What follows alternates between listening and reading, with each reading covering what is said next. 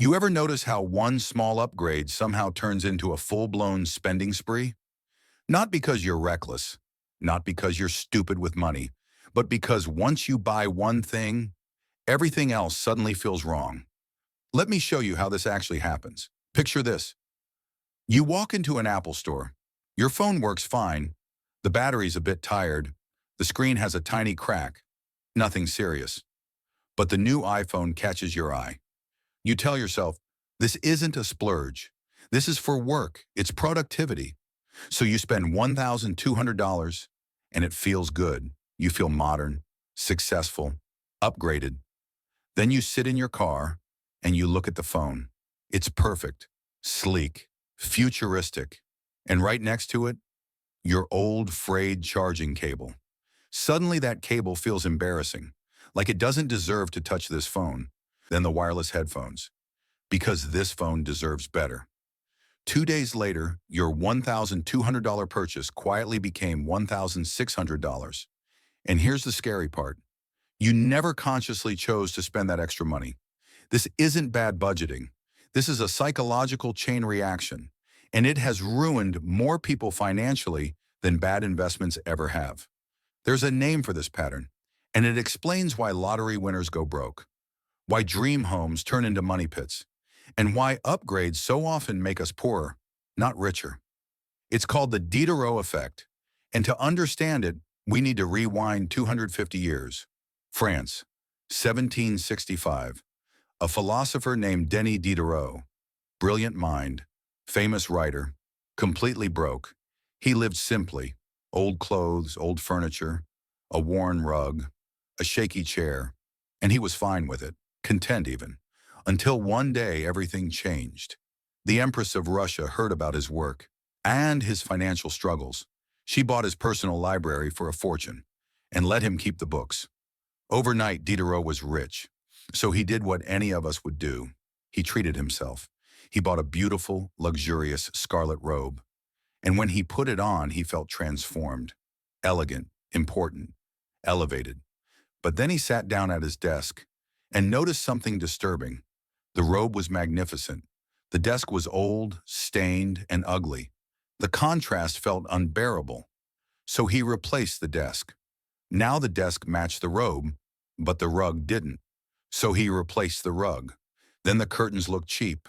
Then the chair looked wrong. Then the walls needed art. One upgrade demanded another, and another, and another. Later he wrote, I was the master of my old robe. I have become the slave of my new one. That's the Diderot effect. A single new possession raises the standard for everything around it. We don't own our stuff. Our stuff owns us. And here's the uncomfortable truth. This effect is more dangerous today than it was in the 1700s, because modern marketing is engineered to trigger it. Take fitness. You decide to get healthy. You buy a high-end exercise bike, but now your old t-shirt feels wrong, so you buy cycling shoes, then performance shorts, then branded gear, then the room looks messy, so you redesign the space. You didn't buy a bike.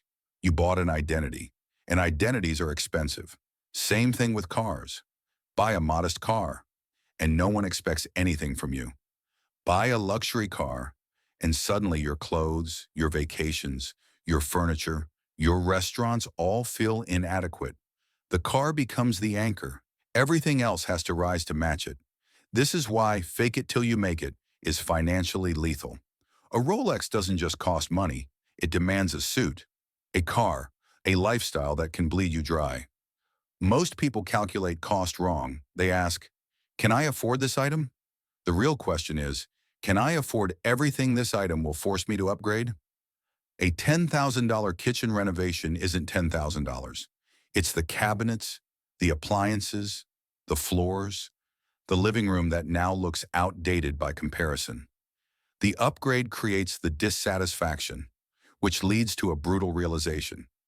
Many upgrades are actually downgrades in disguise. They cost you freedom. When something is cheap and worn, you use it freely.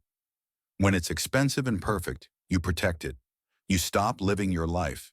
You start maintaining a museum. So how do you stop this? You don't quit buying nice things forever. You build defenses. First, predict the chain reaction. Before any big purchase, ask, what else will this demand? Calculate the system cost, not the sticker price. Second, one in, one out. New item comes in, old one leaves. This caps accumulation and kills the spiral. Third, strategic downgrading. Keep your visible status symbols humble. Low status anchors create a low pressure life, and a low pressure life is incredibly profitable. There's nothing wrong with nice things. But if you don't understand this game, you'll spend your entire life upgrading and never feel satisfied. Don't be a slave to the robe. Be the master of your money. If this video saved you from a dumb purchase this week, hit subscribe. I break down the invisible rules that keep people broke every single week.